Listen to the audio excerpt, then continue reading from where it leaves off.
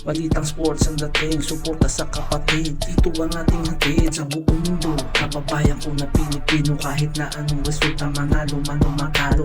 Angas ng Pinas di matibag sa Super Bantamweight Division. Sumunod pa rin kay The Monster Inoue matapos nga ang huling laban ng ating angas ng Pinas na nauwi sa draw kontra sa pambato ng Japan na si Yukinori Oguni. Naglabas nga ang boxrec ng panibagong ranking sa Super Bantamweight Division at dito nga ay pumapangalawa pa rin ng ating angas ng Pinas na sinundan naman ni Sam Goodman at Luis Neri. Umapanglima naman ang ating isa pang pambato na si Marlon the Nightmare Tapales dahil sa kanyang huling pagkatalo sa The Monster. Sa kasalukuyan nga ay merong record ang ating Cuadro Alas na 33 wins, 22 knockouts at 4 na talo at 1 draw. At dito nga rin sa pangkalahatang rankings ng mga boksingero sa buong mundo ay nasa ika-33 pwesto ang ating pambato at mas mataas pa nga kina Leigh Wood, Sam Goodman at Tyson Fury. Sa kabilang banda naman ay nagpakita ang angas ng Pinas ng tibay ng tiyan at ng bodega. Ito nga ay dahil nagpapasuntok siya ng maraming beses sa kanyang tiyan at ito nga ay preparasyon niya para sa kanyang susunod na laban.